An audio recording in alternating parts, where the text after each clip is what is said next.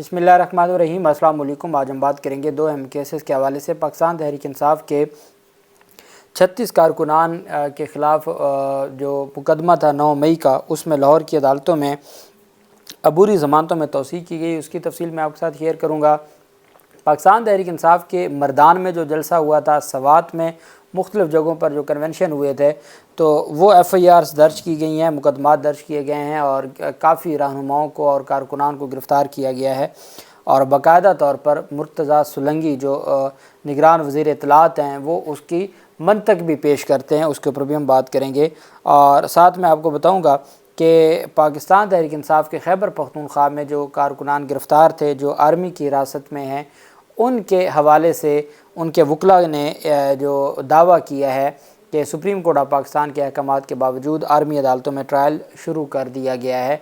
और इस हवाले से जो फैमिलीज़ हैं, उनको आर्मी एक्ट के मुताबिक वकला हायर करने के लिए राब्ता कर लिया गया है। उसकी तफसील भी मैं आपके साथ शेयर करूँगा। सबसे पहले तो मैं आपको बताता चलूँ कि मर्दान में पाकिस्तान तहरीक इंसाफ के कारकुनान ने, हज़ारों कारकुनान जमा हुए और उन्होंने कन्वेंशन था और क़यादत कोई नहीं थी, सिर्फ़ कारकुनान थे।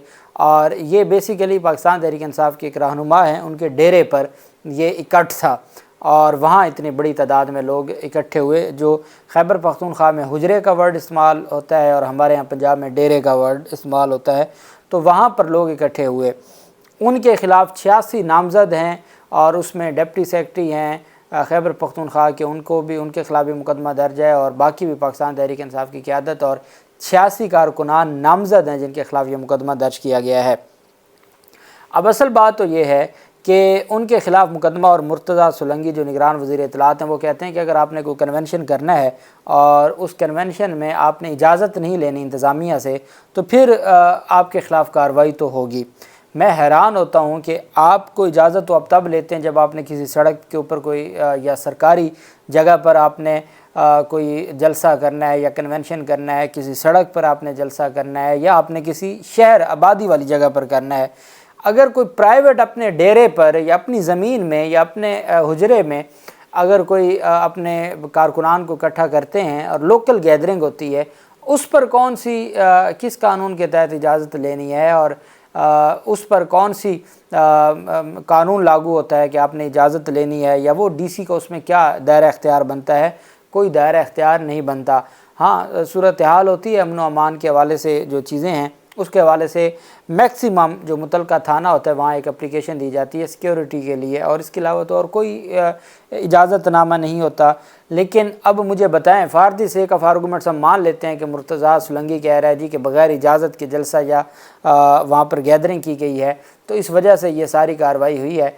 तो क्या वो ये बात बताएंगे कि अगर मरियम सफदर ने शादरा में एक जलसी की, या आज ठोकर नियाज़ बेग उन्होंने वहाँ पर इकट्ठे किए हुए हैं और बाकायदा तौर पर जैसे शादी होती है या शादी हाल होते हैं, तो टेबल लगे हैं, कुर्सियाँ लगी हैं और बताया जा रहा है कि आपको टेबलों पर ही, मेज़ों पर आपको खाना दिया जाएगा।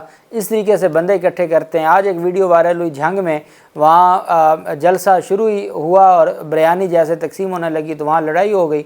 तो अगर तो क्या उन्होंने किसी ने इजाज़त ली है, या ये सिर्फ पाकिस्तान तहरीक इंसाफ के लिए है, या आज तक किसी ने छोटी छोटी गैदरिंग के लिए, लोकल जलसों के लिए भी कोई इजाज़त ली है? कोई मार रोड पर ये मीनार पाकिस्तान जलसा तो नहीं हो रहा था कि इजाज़त लेनी थी?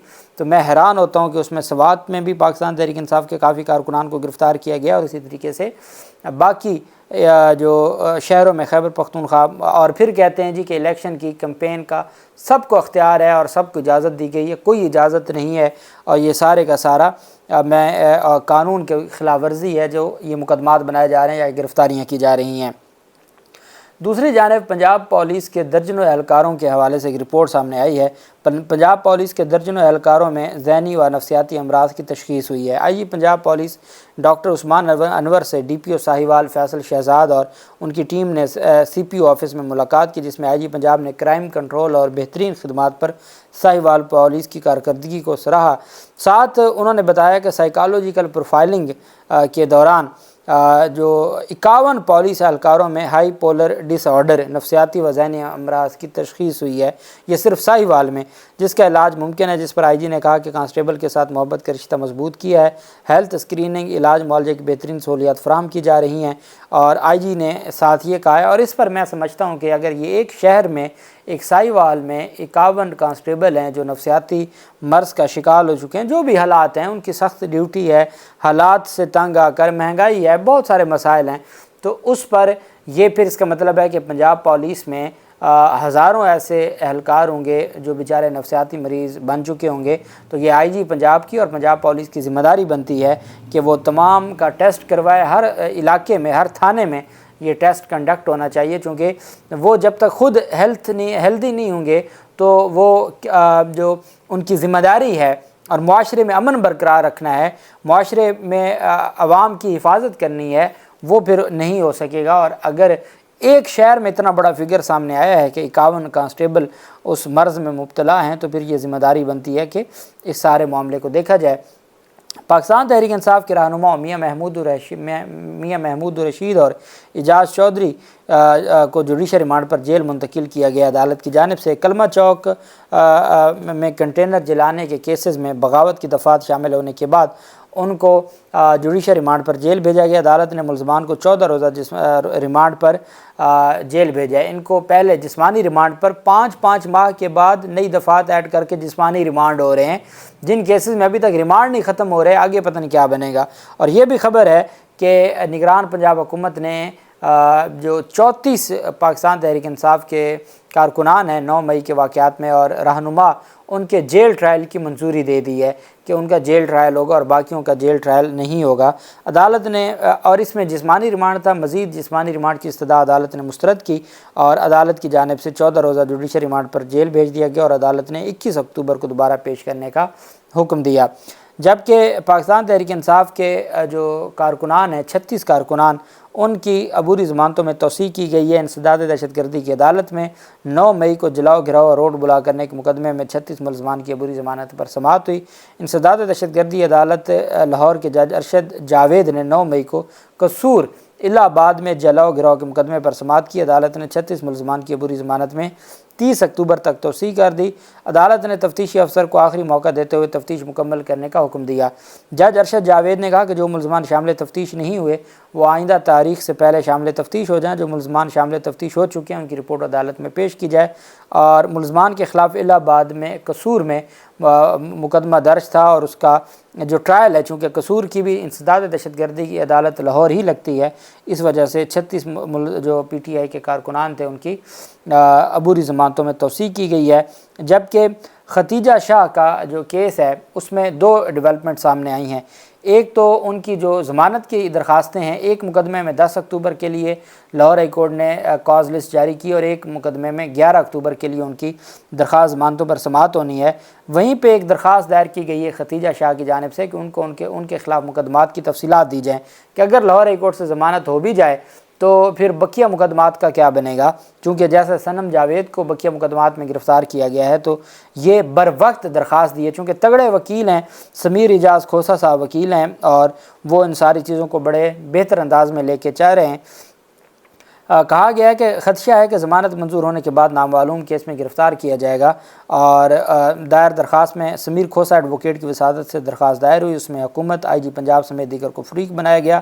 درخواست گزار وفاقی حکومت کو بھی فریق بنایا گیا۔ درخواست گزار کے خلاف معلوم اور نامعلوم مختلف کیسز درج کیے گئے ہیں۔ درخواست گزار کو ایک مقدمہ میں رہائی کے بعد دوسرے کیس میں گرفتار کر لیا جاتا ہے۔ درخواست میں کہا گیا کہ خدشہ ہے کہ اب ضمانت منظور ہونے کے بعد نامعلوم کیس میں گرفتار کر لیا جائے گا۔ استدعا ہے کہ عدالت درخواست گزار کے خلاف کیسز کی تفصیلات طلب کرے۔ درخواست میں استدعا کی گئی کہ عدالت کسی بھی نامعلوم کیس میں گرفتار کرنے سے روکنے کا بھی حکم دے۔ عدالت نامعلوم کیسز میں درخواست گزار کی حفاظتی ضمانت منظور کرے۔ 2 مقدمات میں اب تک وہ نامزد ہیں، ایک عسکری ٹاور حملہ کیس میں اور ایک جو جلاؤ گھراؤ کا کیس تھا اور جناح ہاؤس حملہ کیس، کور کمانڈر ہاؤس حملہ کیس، ان دونوں کی ضمانت کی درخواستوں پر اس ہفتے سماعت ہونے جا رہی ہے اور عدالت نے کہا ہے کہ ہر صورت اس ہفتے ڈیسائیڈ کر دیں گے، اور بہت قوی امید ہے کہ خواتین ہونے کے ناطے ان کو ضمانت مل جائے گی۔ اگر یہاں سے ضمانت ملتی ہے تو بقیہ مقدمات میں حفاظتی ضمانت کے لیے رجوع کیا گیا ہے لاہور ہائی کورٹ سے، اور اب دیکھتے ہیں کہ لاہور ہائی کورٹ اس حوالے سے کیا ریلیف دیتی ہے۔ جبکہ پاکستان تحریک انصاف کی جانب سے یہ دعویٰ کیا گیا ہے، محمد اصغر خان احمد زئی ایڈوکیٹ ہیں، یہ ڈویژنل صدر ہیں ILF انصاف لائرز فورم خیبر پختونخوا بنوں کے، ان کی جانب سے کہا گیا ہے کہ ضلع بنوں میں تقریباً 10 سے 12 ورکرز جو آرمی کی حراست میں، یہ ان 102 جو ٹوٹل تھے اور اب 104 ہو گئے ہیں حسان نیازی وغیرہ کے بعد، تو ان 104 میں سے 10-12 کارکنان تھے جو بنوں کے تھے۔ اب وہ کہتے ہیں کہ خیبر پختونخوا کے ضلع بنوں میں 10-12 ورکرز آرمی کے ساتھ زیر حراست تھے، اور آرمی کی جانب سے جو ہمارا آرمی ایکٹ 1952 وہ اس بات کی، اور یہ اٹارنی جنرل آف پاکستان نے بھی یہ بات کی تھی سپریم کورٹ آف پاکستان میں کہ باقاعدہ طور پر جو ان کے خلاف تفتیشی رپورٹ ہوگی جو چلان کی صورت میں، وہ بھی ہینڈ اوور کی جائے گی، اور ان کو ان کی مرضی کا وکیل کرنے کی بھی اجازت ہوتی ہے، اور ان کی فیملی بھی اٹینڈ کر سکتی ہے کورٹ پروسیڈنگز۔ تو اسی سلسلے میں رابطہ کیا گیا ہے اداروں کی جانب سے ان کارکنان کے گھر والوں سے، اور کہا گیا ہے کہ اگر آپ کوئی وکیل کرنا چاہتے ہیں تو اس کا نمبر لکھوا دیں اور اس کی تفصیلات دے دیں، اور پھر وہ ادارے خود رابطہ کر کے وہ جو کیس کی پروسیڈنگ ہے یا کیس کی جو ڈیٹیلز ہیں وہ اس کو بتائیں گے، یا ڈیٹ آف ہیئرنگ کے بارے میں ان کو بتائیں گے۔ ساتھ یہ بھی کہا گیا کہ اگر کوئی جیسا یہاں بھی ہوتا ہے کہ اگر کوئی وکیل مقرر نہیں کر سکتا تو سرکاری وکیل دیا جاتا ہے، تو یہ آپشن بھی دی گئی کہ اگر آپ وکیل مقرر نہیں کریں گے تو پھر سرکاری وکیل مقرر کر کے ٹرائل چلایا جائے گا۔ اب پاکستان تحریک انصاف یہ سمجھتی ہے کہ آپ جب آرمی عدالتوں کے حوالے سے اٹارنی جنرل آف پاکستان کی سٹیٹمنٹ ہے سپریم کورٹ میں کہ بغیر سپریم کورٹ کی اجازت سے ٹرائل شروع نہیں ہوگا، تو پھر اب یہ ٹرائل کیسے شروع ہو سکتا ہے؟ اب سپریم کورٹ کا تو مجھے بھی پتہ ہے، آپ کو بھی پتہ ہے کہ 184(3) کے حوالے سے supreme court practice and procedure act پر سٹے آرڈر ہے، اس کے باوجود 184(3) کی درخواست سماعت کے لیے مقرر نہیں کی جا رہی، 8 رکنی بینچ کا سٹے آرڈر ہے، یہاں تو اٹارنی جنرل کی سٹیٹمنٹ ہے۔ تو سپریم کورٹ جب خود اپنے آرڈرز پر عمل درآمد نہیں کروا رہی، اور وہ ان کا کوئی انٹرسٹ بھی نہیں شو کروایا کہ وہ آرمی عدالتوں سے متعلق جو کیس پینڈنگ پڑا ہے اس کو ڈیسائیڈ کریں یا اس کو فائنل کسی سٹیج پر لے جائیں، تو باقی کون ان کی باتوں پر یا ان کے فیصلوں پر یا ان کے فیصلوں میں دیے گئے ریمارکس یا سٹیٹمنٹ کی بنیاد پر کارروائی روکے گا؟ اللہ پاک پاکستان کا حامی و ناصر ہو۔ بہت شکریہ، اللہ حافظ، پاکستان زندہ باد۔